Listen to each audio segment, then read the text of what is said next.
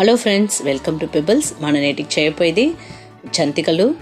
ఇదేం లేదు, మన ఎండమిరపకాయ వేసి చేయపోతాము. దీంతో పుట్నాల పప్పు, నువ్వులు, జీలకర్ర ఇది అన్నీ చేరి చేయపోతాము. బయట బియ్యంను ఎండమిరపాయను మనం నూరి ఎత్తుకుపోతాము. రెండే ఎట్ట చేస్తాను చూస్తాం.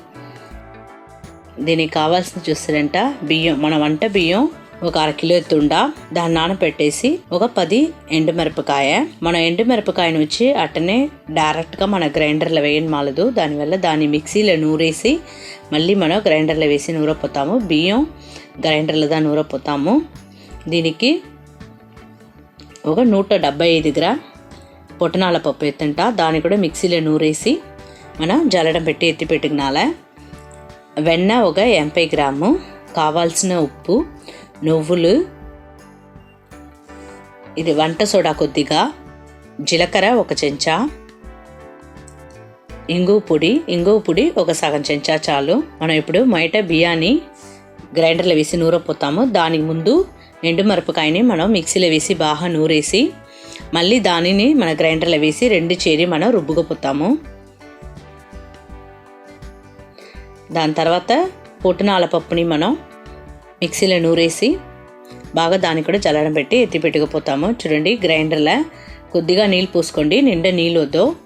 రైస్ మొత్తం వేస్తున్నా, మన వంట బియ్యమే మనం దీనికి ఎత్తుకోవచ్చు.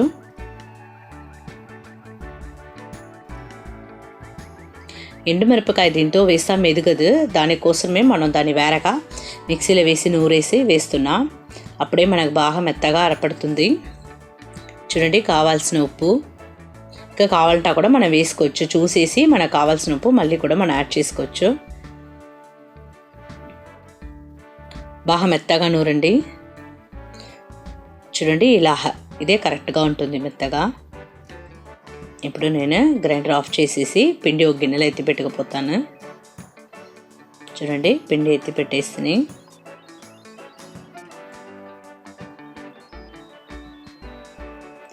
దీంతో మనం జీలకర్ర,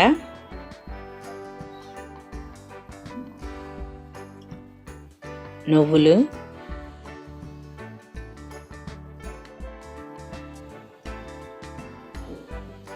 కొద్దిగా వంట సోడా,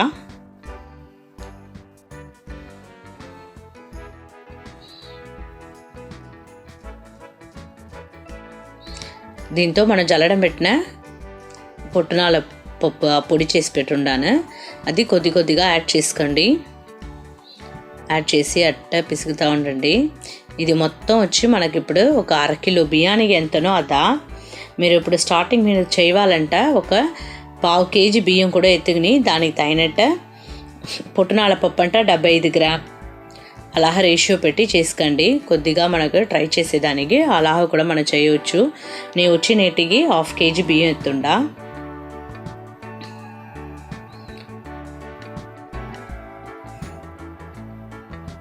దీంతో మనం ఇప్పుడు వెన్న వేసి బాగా పిసిగిపోతాము.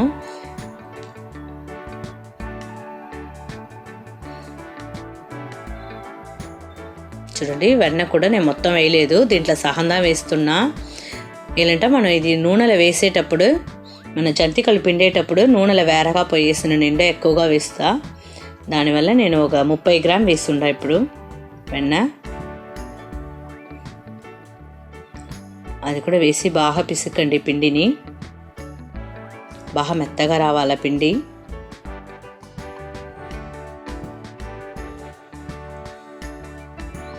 అప్పుడు కడాయి పెట్టేసి నేను నూనె పూసుకుంటా. నూనె బాగా 1 లీటర్ పూసుకోండి.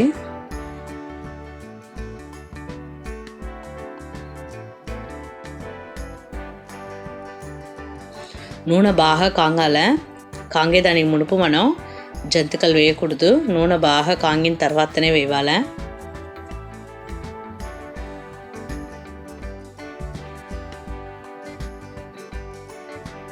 చూడండి, బాగా గంటల నూనె సమ్మేసి జంతికల కొట్టంలో పిండి పెట్టేసి మనం ఇలా పిండి ఉడిచినాల.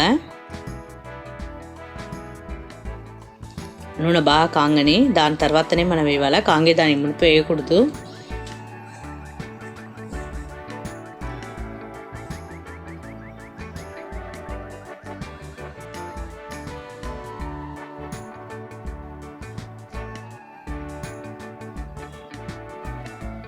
చూడండి, ఇలా బాగా చుట్టి పిండి ఉడిచేయండి.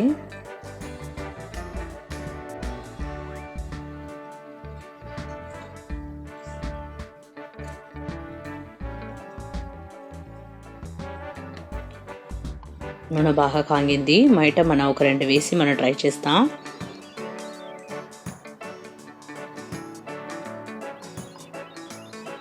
వేసేయండి.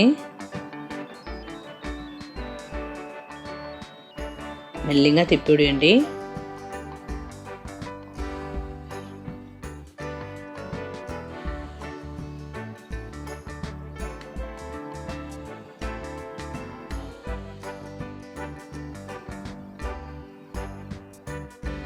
అంతదా ఉడిగిపోయింది. ఉడిగిన తర్వాత మనం ఎత్తేస్తాం.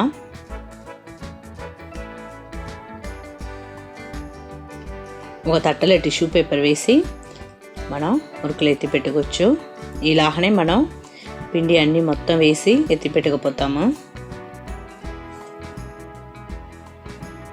చూడండి, ఒక 1/2 కిలో బియ్యానికి ఒక 40 జంతికలు వస్తుంది.